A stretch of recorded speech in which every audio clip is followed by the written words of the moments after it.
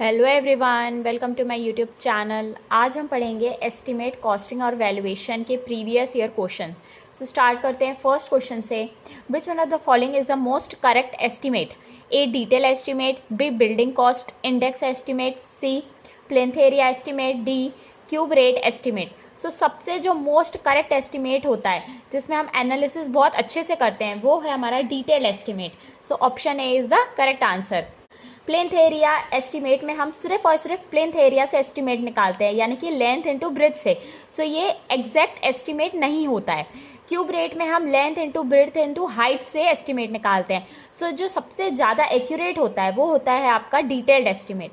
Next question, the information which can not be included in drawings is convey to the estimator through A specification, B cover note, C progress chart, D none of this. So जो information हम drawing से नहीं दे पाते वो हम specification के द्वारा लिख के देते हैं कि हमको इस रिक्वायरमेंट की चीज़ चाहिए। सो option A is the correct answer. Next question, what is the order of booking dimension? हम जो बुकिंग करते हैं वो किस डायमेंशन में हम लिखते हैं? जैसे कि आपने देखा होगा length into breadth into height, हम अक्सर इसी फॉर्म में लिखते हैं। सो वही इसका ऑर्डर होता है बुकिंग डायमेंशन का। So option c is the correct answer, length width then height. Next question, the quantity of damp proof course is worked out in A meter cube, B meter square, C meter, D lump sum।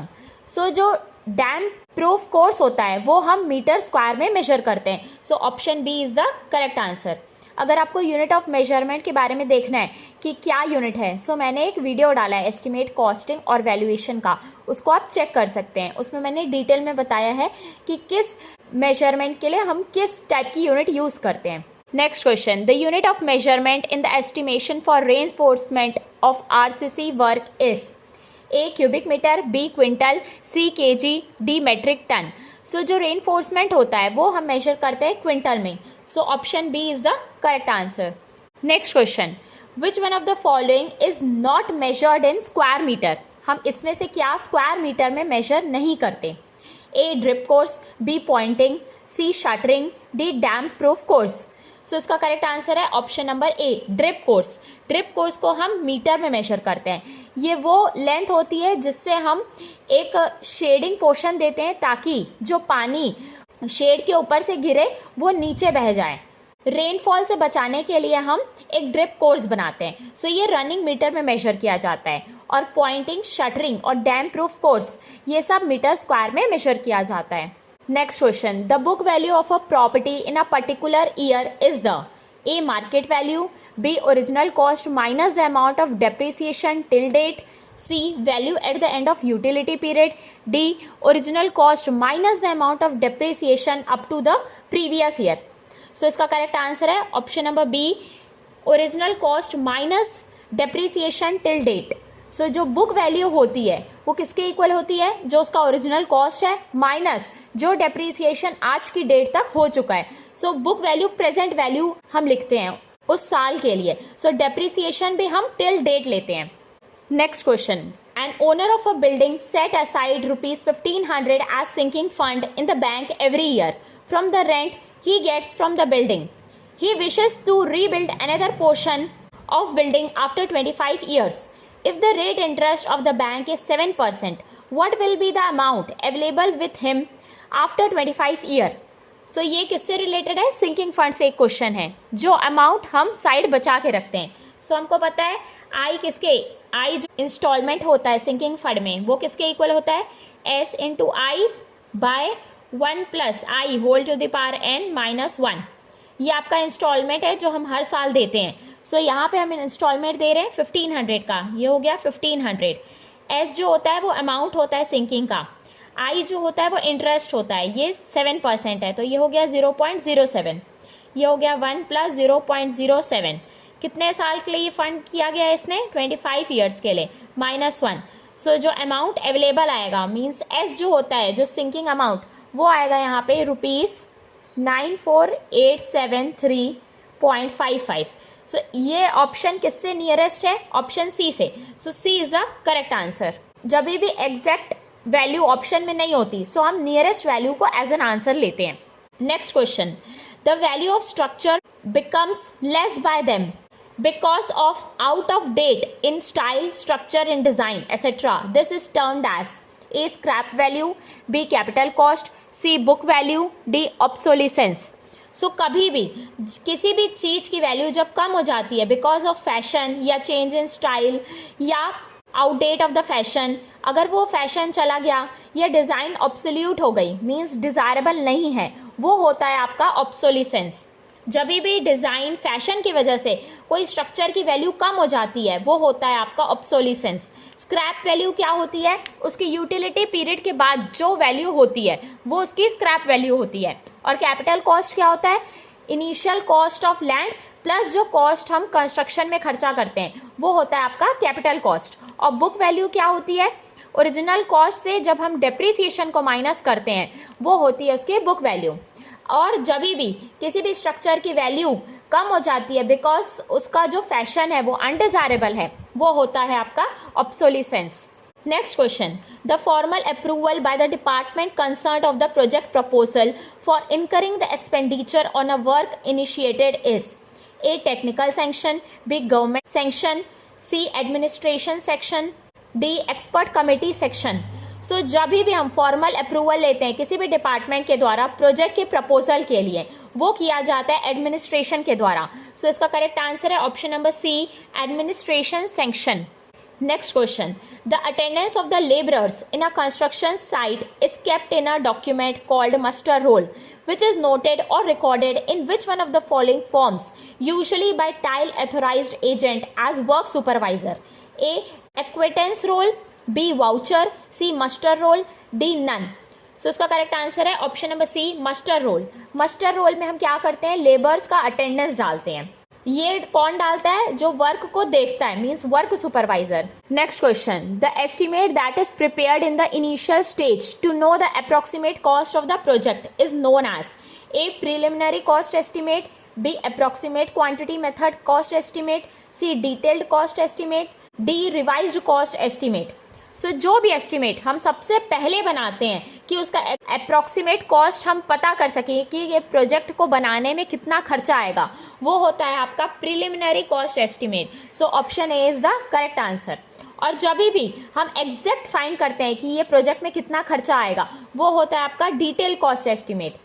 और जब भी किसी भी quantity का rate change हो जाता है तो एस्टिमेट चेंज हो जाता है। सो एस्टिमेट जब चेंज हो जाता है 5% से ज़्यादा, सो हम एस्टिमेट को फिर से रिवाइज करते हैं और वो कहलाता है आपका रिवाइज्ड कॉस्ट एस्टिमेट। और जब भी हम अप्रॉक्सीमेट वैल्यू लेके किसी भी क्वांटिटी का एस्टिमेट फाइंड करते हैं वो होता है approximate quantity method cost estimate. और सबसे जो इनिशियल स्टेज में किया जाता है अप्रॉक्सीमेट कॉस्ट फाइंड करने के लिए वो होता है preliminary cost estimate. Next question, which one of the following is not considered as unit rate analysis of an item of a building? A. contingency expenses, B. present rate of skilled labor, C. contractors profit, D. present rate of material. So इसका correct answer है option number A, contingency expenses। contingency expenses जब हम लेते हैं वो 3 to 5% होता है building cost का। ये कोई भी एक यूनिट रेट एनालिसिस के लिए कोई भी एक आइटम नहीं होता। मीन्स यूनिट रेट में हम किसी भी आइटम की एग्जैक्ट यूनिट लिखते हैं, जैसे स्टील इतना, ब्रिक्स इतना। लेकिन कंटिजेंसी एक्सपेंसेस एक टर्म है जिसमें हम जो एक्स्ट्रा, जो अनफोर्सीन खर्चे होते हैं, जो हमको पता नहीं होते, उसके लिए हम डायरेक्ट 3 to 5% एक्सपेंस रखते हैं उसके लिए। सो यूनिट रेट एनालिसिस के लिए ये कोई भी एक आइटम का टाइप नहीं है। और जैसे कि देखो स्किल्ड लेबर ये एक पार्ट है यूनिट रेट का जिसमें हम स्किल्ड लेबर का खर्चा लिख सकते हैं। कॉन्ट्रैक्टर प्रॉफिट वो भी हम लिखते हैं कि कॉन्ट्रैक्टर को कितना प्रॉफिट देना है। Present rate of material, material के रेट्स को भी हम काउंट करते हैं। बट कंटिजेंसी एक्सपेंसेस एक कोई भी आइटम का टाइप नहीं है, ये एक एक्सपेंस का टाइप है जो कि अलग से लिया जाता है क्योंकि ये अनफोर्सीन एक्सपेंसेस के लिए लिया जाता है, जो खर्चे हमको पता नहीं होते पहले से। Next question, the plinth area of a building does not include area of A. the walls at the floor levels, B.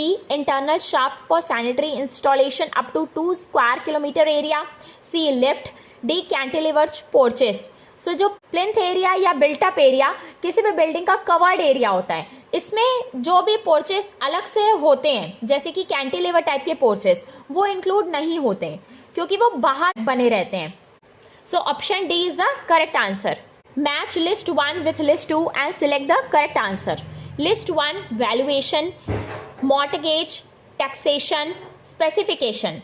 List 2 determining the price of the property, charges levied on property, securities taken for giving loans, mode of describing nature and class of work.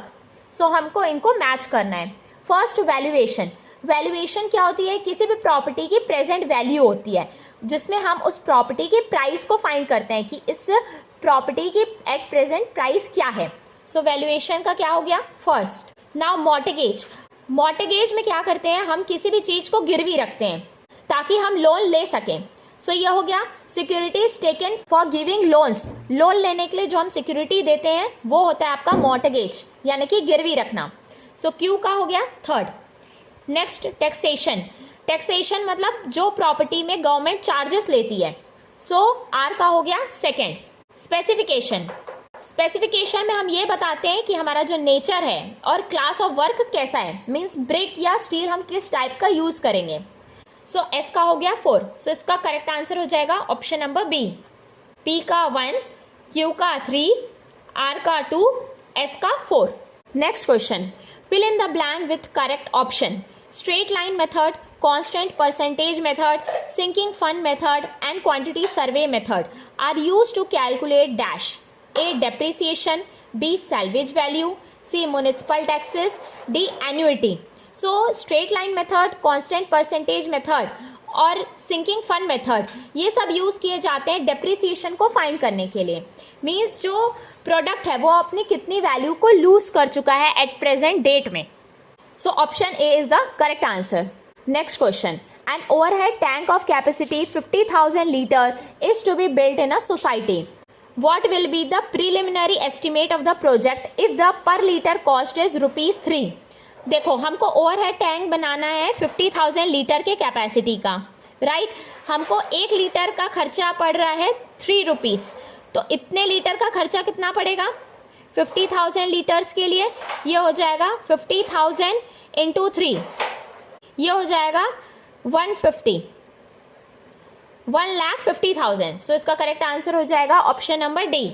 सो ये होता है preliminary estimate, जब हम approximate cost से पूरे project का cost estimate करते हैं. So option D is the correct answer. Next question. The technique of finding the fair price of an existing building और property is known as A. Pricing, B. Estimation, C. Valuation, D. Costing. So इसका correct answer है option number C, valuation. Valuation एक technique होती है जिसमें हम किसी भी बिल्डिंग या प्रॉपर्टी की एट प्रेजेंट वैल्यू हम फाइंड करते हैं. Next question. In the analysis of rates the profit for the contractor is generally taken as a. 5%, b. 10%, c. 15%, d. 20%. So generally contractor का प्रॉफिट 10% लिया जाता है. So option b is the correct answer. Next question. The percentage amount of earnest and security money are dash and dash of total project cost. So earnest money 2% ली जाती है और security money 10% होती है total project cost की. So इसका correct answer है option number A. Earnest money हम इसलिए दिया जाता है ताकि ये बताता है कि जो प्रोजेक्ट ले रहा है वो इंसान सीरियस है उस प्रोजेक्ट के लिए, और सिक्योरिटी मनी इसलिए दी जाती है ताकि वो जो प्रोजेक्ट है with in time limit complete हो पाए. अगर आपको मेरा वीडियो पसंद आया सो प्लीज़ वीडियो को लाइक करें एंड मेरे चैनल को सब्सक्राइब करें. Thank you.